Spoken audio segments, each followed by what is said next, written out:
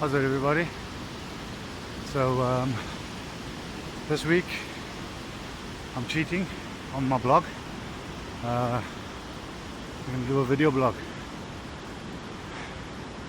I'm in the middle of a very pedestrian run on Milnerton Beach. Not much of a view apart from the mist and sand dunes, but it's stunning nonetheless. So since the all clear from Dr. Kassir on Friday, this is my third run, and it's been challenging. Did the Central Athletics 10 kilometer yesterday. Our first 2Ks took me, what was it, 20 minutes? Lots of congestion, but it was a good run. Felt strong. Today the legs are a bit A now, so I'm doing a very pedestrian beach run. But other than that, things have been great. And the last week has really been the first time in 4 months that I've experienced absolutely no pain, none. And it's just been wow. I'm starting to feel like myself again. The head's a lot more clear. I'm not hooked up on Tramoset or Myprodol or any of the freaking pain tabs that were given. I was so bad at one point I didn't know how to sign my name anymore. But it's been awesome not being high. And yeah, like I said, I'm really starting to feel myself again. Physically, do feel I went a bit backwards. A lot of the work that I've been putting in gym, it's kind of been undone with this laparoscopy. I'm definitely feeling the runs in my back. My glutes. So I've got to start up with the strength work again. And it's amazing how quickly you go backwards. But it's just a minor little obstacle. I think the greatest news for me is it looks like the laparoscopy did the thing, or did what was needed. As I said last week, there definitely were adhesions, and certainly looks like that's been causing the pain, because that's no longer there. As Dr. Kassir said on Friday, it's a definite possibility that they do return, but they also may not. You just don't know. It's just one of those things, but at least we've got a better handle on things right now. If I don't see him again in the next week, he only expects me to see him again in 6 months for the routine checkup to make sure that the cancer's gone. Now, the last 4 months, and I've said it, it's been depressing. There's no sleep, or very little sleep. I'd be lucky if I get 2 hours a day, or 2 hour stints of sleep. I'd wake up from pain. There were points, even in hospital, after receiving a morphine drip and getting knocked out. 20 minutes to half an hour later, I'm awake, I'm in pain again. And they just cannot give me anything for the pain. Just got to wait for the one drug to work out.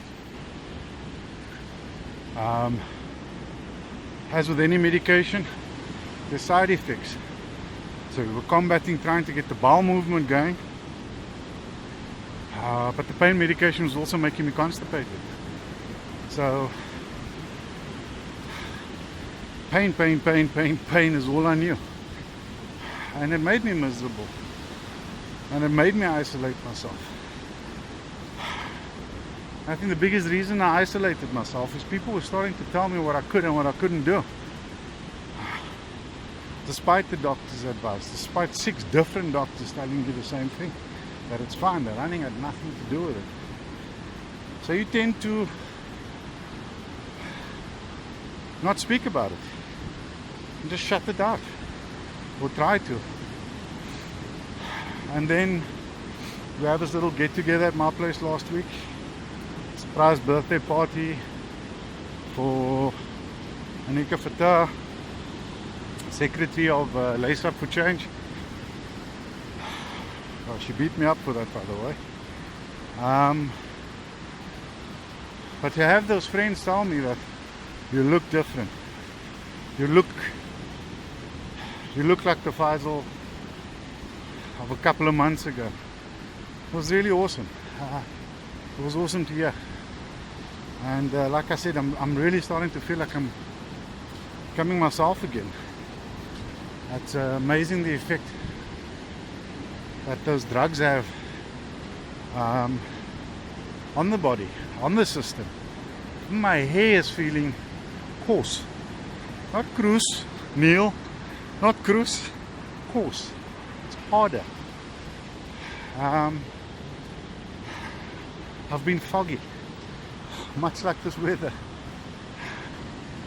The mine has just been cloudy, and focusing was a problem. Conversations was a problem, because I'd get lost in terms of where I was at. But for now, things are looking good, and doing my runs, enjoying the beach.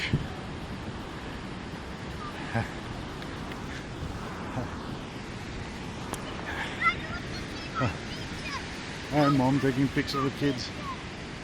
It's really awesome. But even when Riaz says to me, Dad, it's really awesome having you back. We're laughing a lot again, and that's cool. It kind of hits you right in the feels. So hopefully there's no need for me to go back onto those meds. It certainly looks like it's been cleared, and I can get back to my training as I committed to myself a couple of weeks ago. I'm challenging myself. Never been one to run after the clock, but I think it's time that I do really challenge myself. So I'm hoping to knock 15 minutes off my half marathon personal best at the West Coast Half Marathon in a couple of weeks' time, and then also doing the Neisner Marathon in July, and there I'm hoping to knock 30 minutes off my Chicago Marathon time. So the training's got to get going now, and as you know, I'm doing this with the guys from Lace Up for Change, the crew, 15 awesome people who are just trying to make a difference in the lives of those most vulnerable. We are running to raise funds for the Tygerberg Children's ICU unit, who's in desperate need of an upgrade. They're needing 10 beds at a cost of 500,000 per bed. So that's $5 million that they need. Then we're also raising funds for the IATA shelter for abused women and children, and their level of desperation has just climbed as their main funder, an international funder, had withdrawn because of the economic climate we find ourselves in. So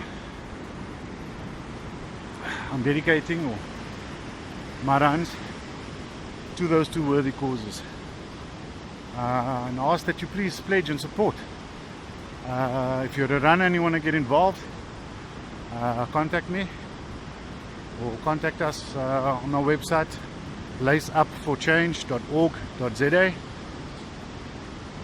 If you want to pledge monetary, on our website laceupforchange.org.za/donations, you can either sponsor a kilometer, you can donate directly to either one of our two beneficiaries, and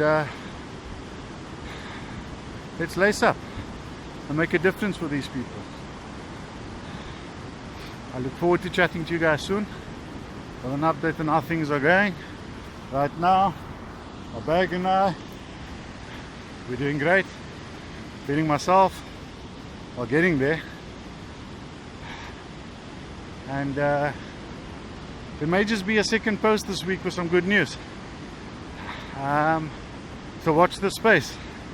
But in the meantime, let's lace up for change and make a difference in the lives of those most vulnerable. Peace out.